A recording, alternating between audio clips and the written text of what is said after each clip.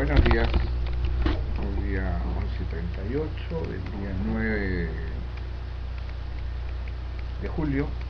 Vamos a tocar un tema que nos parece bastante importante en una época en donde el Ministerio de Trabajo está con una fuerza interesante en materia de inspección laboral. El empleador es recibido, el inspector laboral, y muchas veces el empleador no sabe cómo reaccionar. Hay un falso temor, hay una falsa idea, y de eso se podrían aprovechar incluso un inspector equivocado, un inspector que cree que es la oportunidad para hacer el negocio. No es lo más. Nosotros conocemos a muchísimos inspectores, ya lo hemos señalado, realmente hay mucho respeto por ellos, hay mucha gente buena, hay mucha gente que cumple su función, pero también pudiera haber inspectores que no son lo más indicados para esa función. Vamos a tratar a continuación, de una manera bastante breve, un tema que se llama la qué hacer cuando llega un inspector. ¿Qué debo hacer? Porque las reacciones son variadas, y lo primero que vamos a ver es qué cosa hacer desde el punto de vista del sentimiento cuando llega un inspector. Muchas veces llega un inspector y resulta ser que la primera reacción es el temor. ¿Quién lo atiende? Prefiero que le digan que no estoy, tendré todo al día.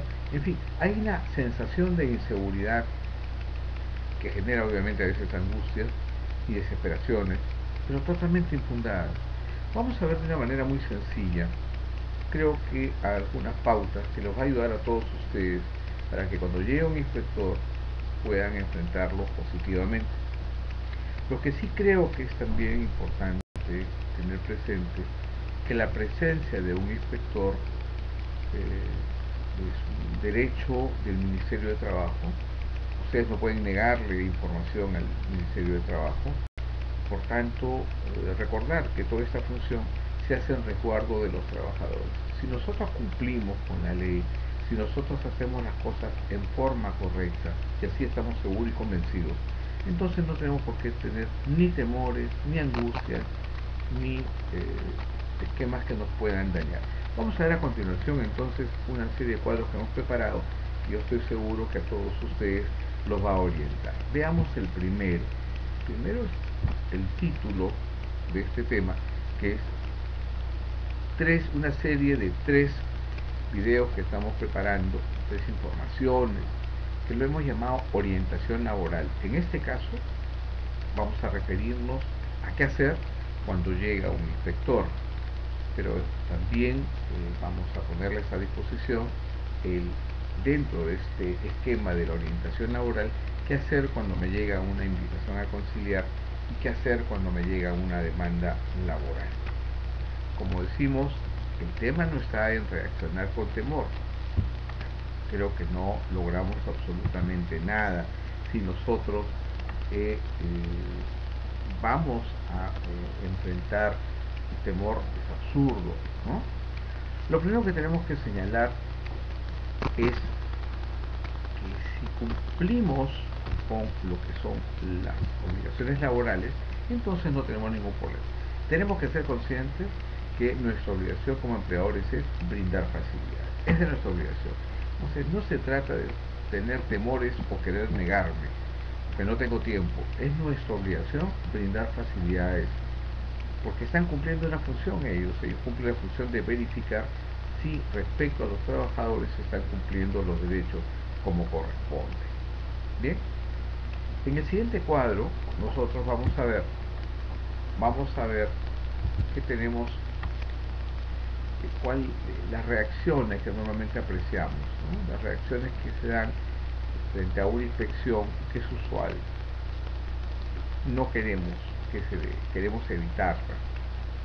Pero esto tiene una explicación que no tiene solamente con esta acción de control, de inspección laboral, no tiene que ver en general con cualquier acción de control.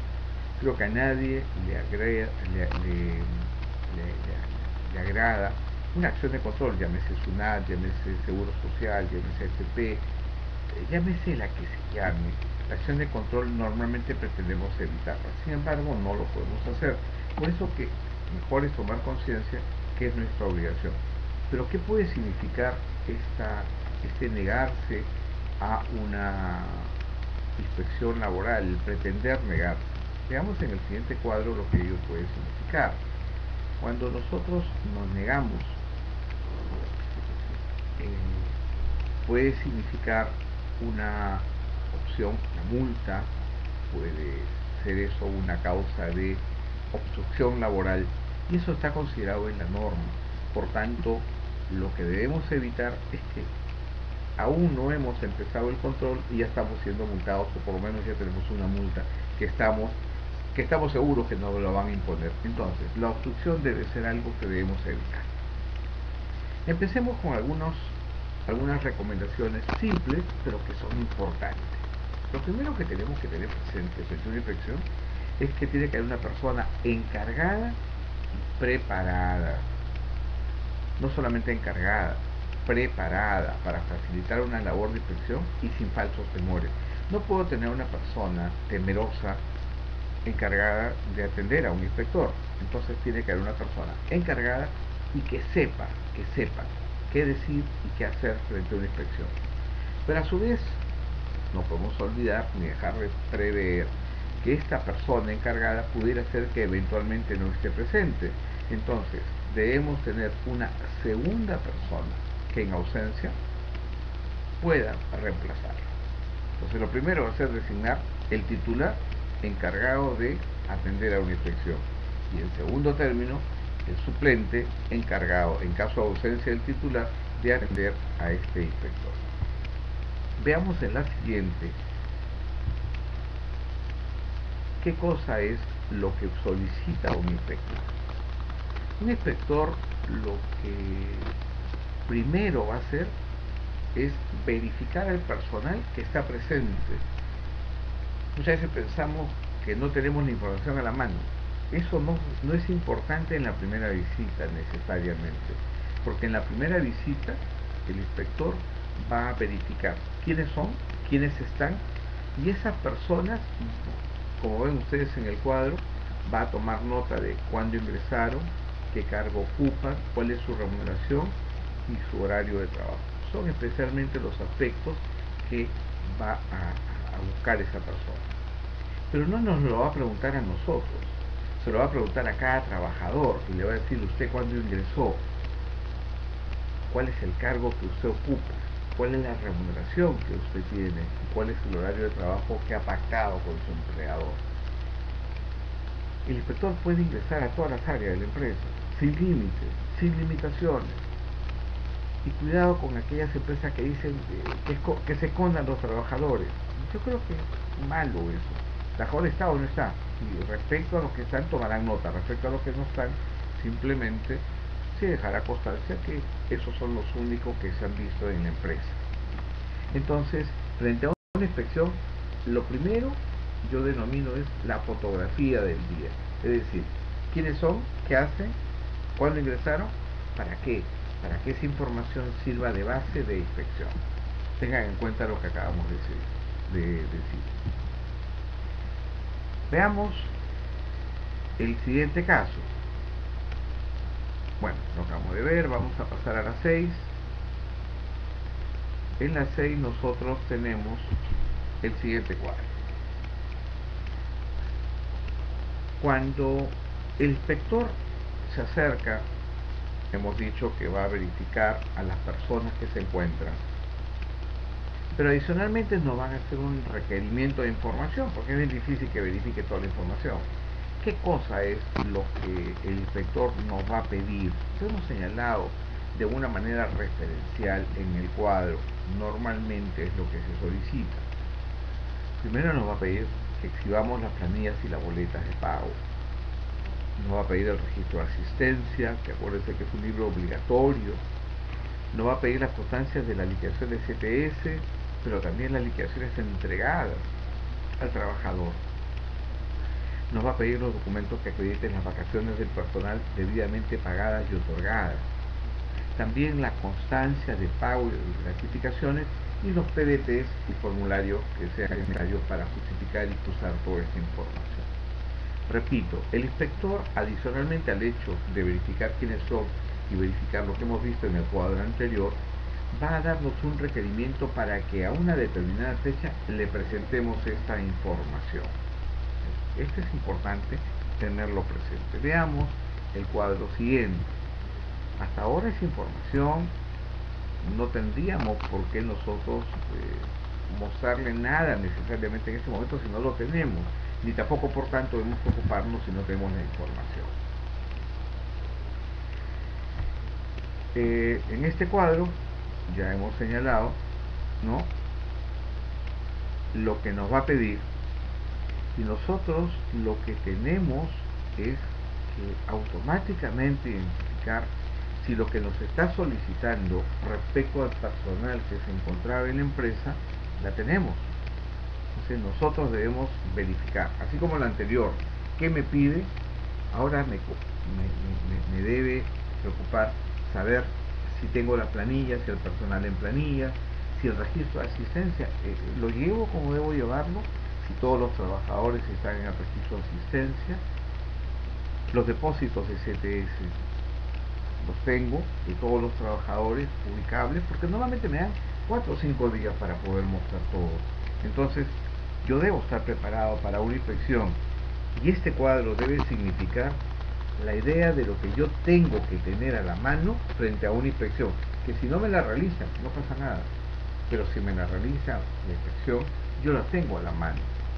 Respecto a vacaciones, muchas veces tenemos en las boletas el pago, pero el derecho de vacaciones no es el derecho al pago, es el derecho al descanso. ¿Cómo acreditamos que descansó? Tenemos memorándums, tenemos documentos que acreditan de cuándo a cuándo ha descansado un trabajador. Las gratificaciones están reflejadas en la boleta de pago. Los PT son formularios que estamos obligados a presentar. Veamos el siguiente cuadro y continuando con este tema de la orientación legal en materia de inspección.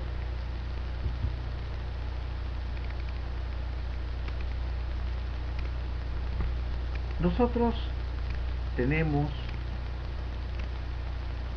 distintas alternativas en una empresa.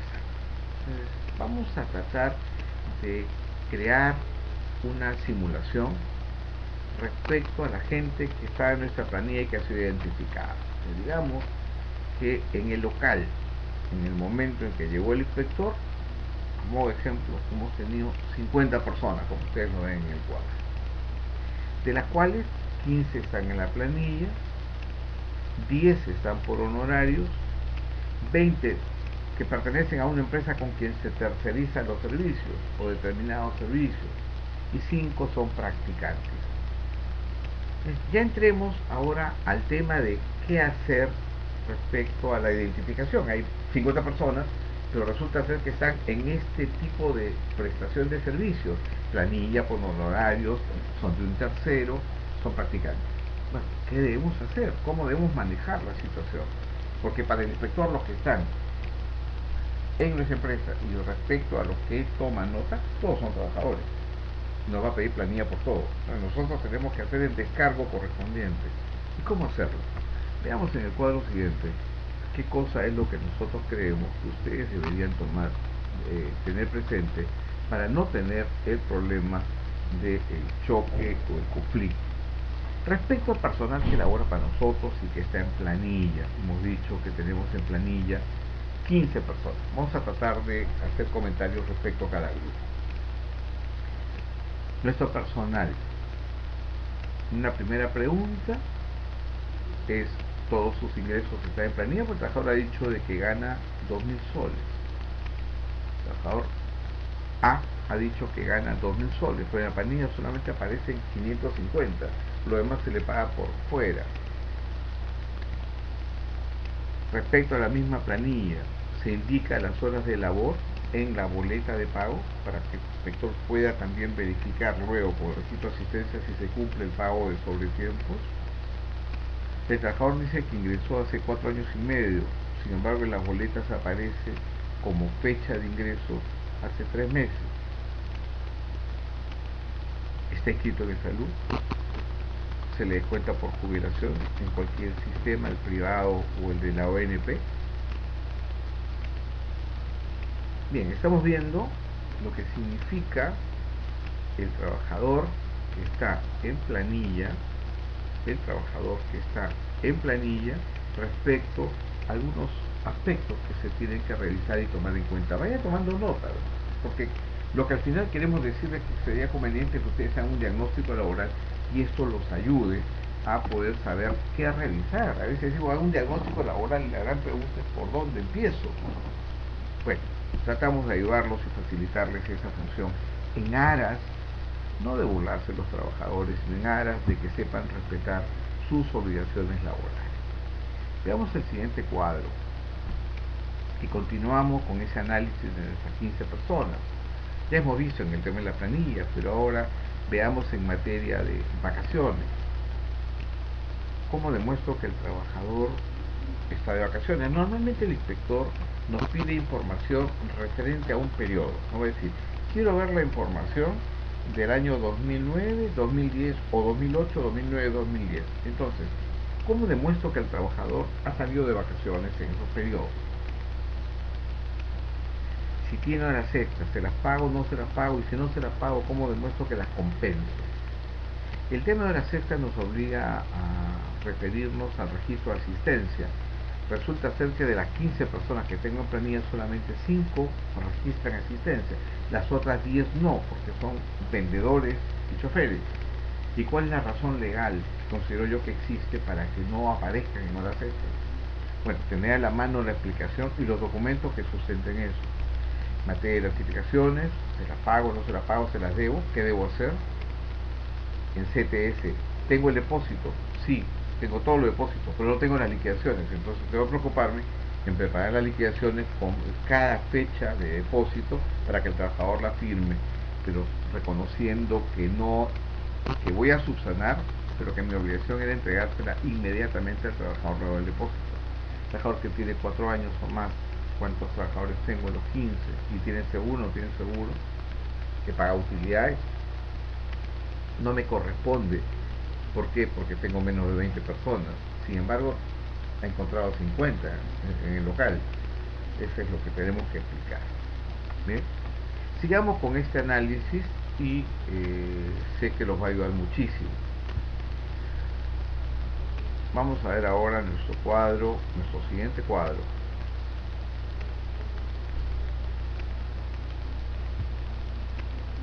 Que nos permita guiarlos en el análisis.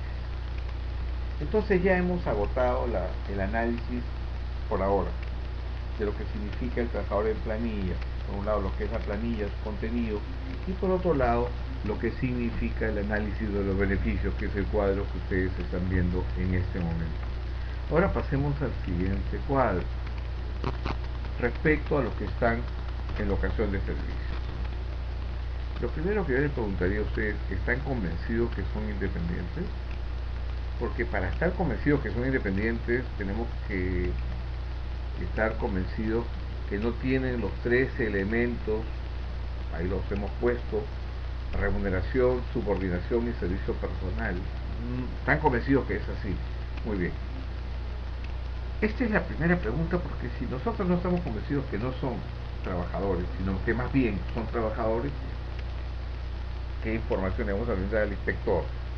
Simplemente tenemos que decir, nos descubrieron.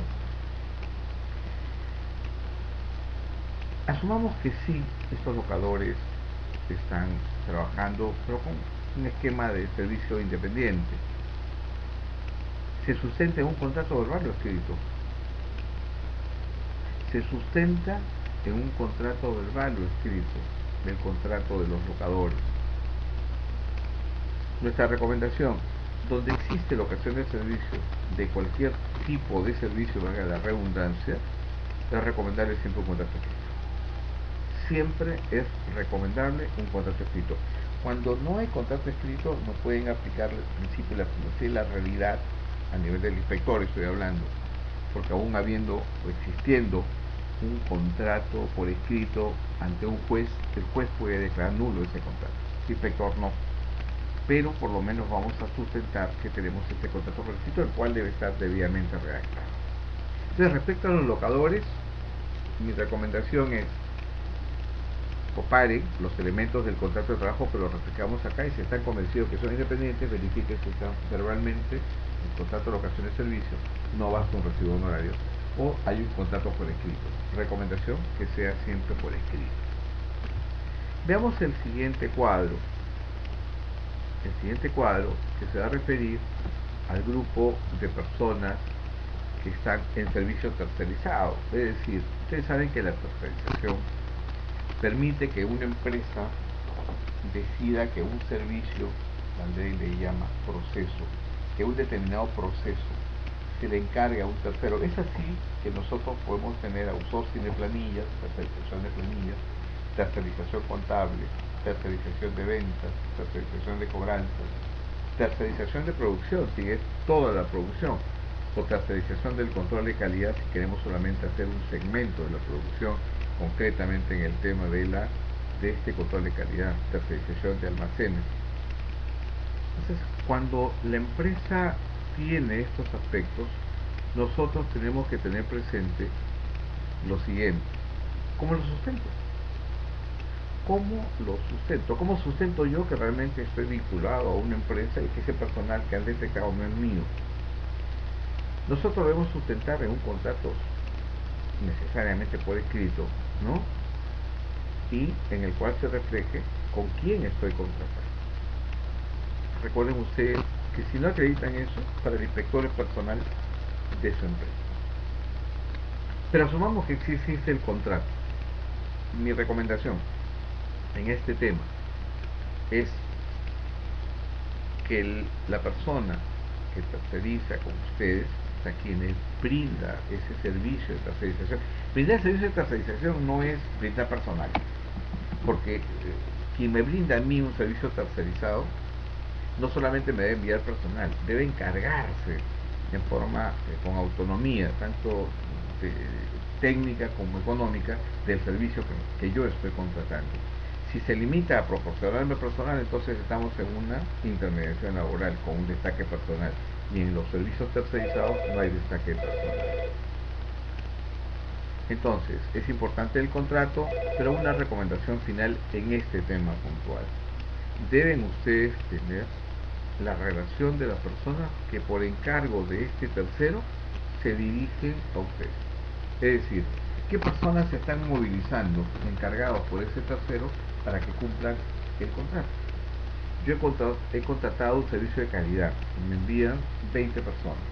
¿Cuál es la relación? Para que ustedes autoricen el ingreso. Es importante resaltar que solo depende y únicamente de la empresa que lo contrata, por tanto yo no puedo ordenarle a este personal. La forma de descargarla ante un inspector es con el contrato y la relación. ¿Y qué hará el inspector? Los revisará, y si no los tiene en planilla es un problema de la empresa que terceriza.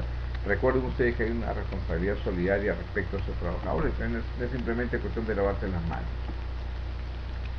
Y finalmente, veamos el último cuadro que hemos preparado, que tiene que ver con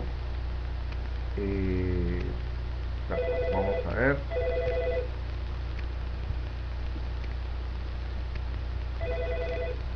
un comentario que no lo encuentro en el cuadro, pero se refiere a los practicantes. En el ejemplo habíamos puesto nosotros que habían 5 practicantes. Miren ustedes, los practicantes primero tienen que tener una carta de presentación de parte de la empresa. Si no tienen una carta de presentación por parte de un centro de estudios, si no tienen la representación del centro de estudios, entonces no podemos hablar de un practicante. Segundo, la ley de formativas laborales que permite la figura de los practicantes nos permite esta figura que implica menos costo para la empresa, pero en donde realmente hay un intercambio de aprendizaje, o de facilidades. El estudiante se le facilita que aprenda, y a nosotros al permitir ese ingreso, para nosotros es un apoyo real, por tanto tenemos un menor costo, porque los sobrecostos laborales están totalmente reducidos. Este es el tema importante en materia de practicantes y por tanto, ¿cómo acredito que son practicantes? No basta decir que son practicantes si son estudiantes. Es importante mencionar que como practicantes tienen que tener un convenio por escrito, presentado al Ministerio de Trabajo, cumplir las formalidades de ley, en fin, toda una serie de requisitos que pone la ley de formativas laborales. Y finalmente, el tema